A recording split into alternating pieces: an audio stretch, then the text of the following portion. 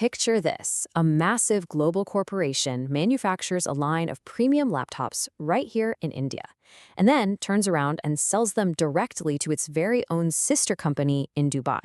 The price? Just one single rupee each.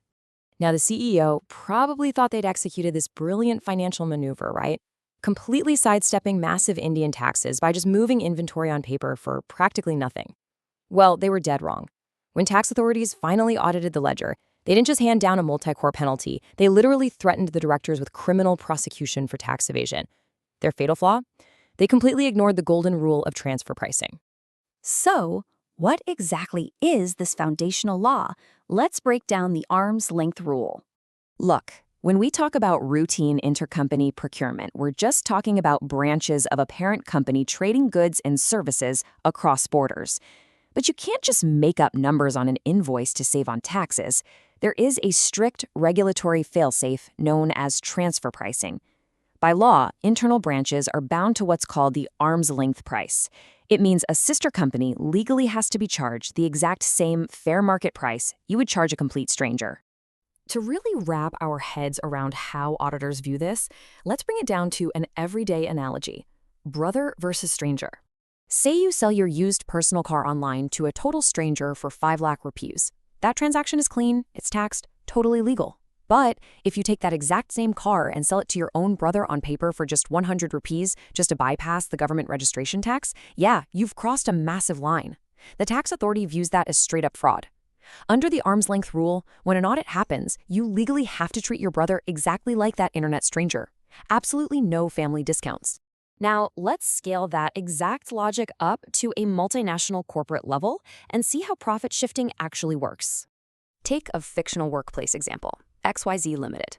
They operate a manufacturing factory in India, a jurisdiction with generally high corporate taxes, but they also have a sales office over in Dubai, which is famous for very low taxes.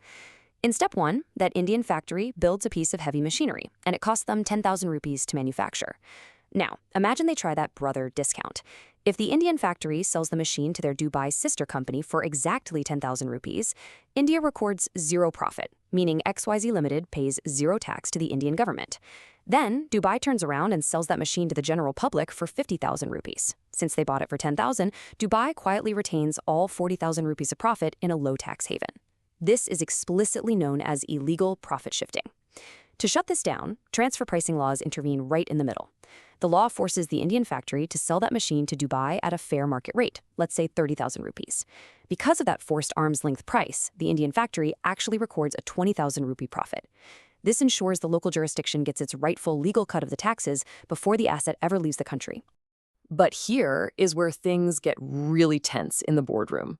You've got this massive clash of perspectives when it comes to internal money movement. A global CEO will often look at these internal invoices and think, who cares? It's all our corporate capital moving from our left pocket to a right pocket. And sure, from the top floor, that sounds completely logical. But the tax authority's legal reality is brutally different. To a local regulator, every single branch, factory, and office across borders is an entirely separate business entity. If you manipulate internal prices, you aren't just moving money around. You are actively hiding taxable profits. And plain and simple, that constitutes corporate fraud. So, how do forensic experts actually catch these schemes on paper?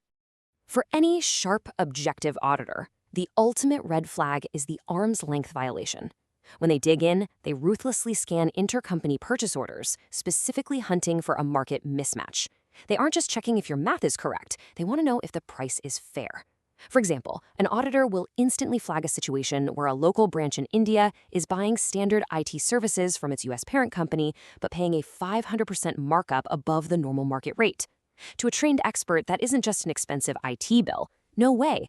That's a company illegally draining cash out of the local country, funneling it to the US to actively dodge local taxes. When auditors spot this, they demand strict transfer pricing studies.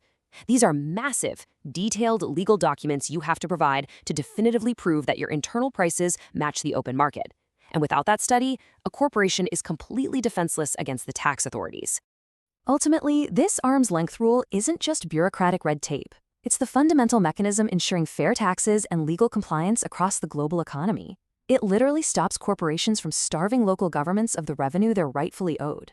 So the next time you see a massive company shuffling millions of dollars between its own global offices, you have to ask yourself, are they genuinely paying the fair market price? Or are they quietly draining the local cash? Keep that question in mind, because in our next explainer, we're going to investigate exactly how phantom vendors are used to bypass these very controls. Stay vigilant.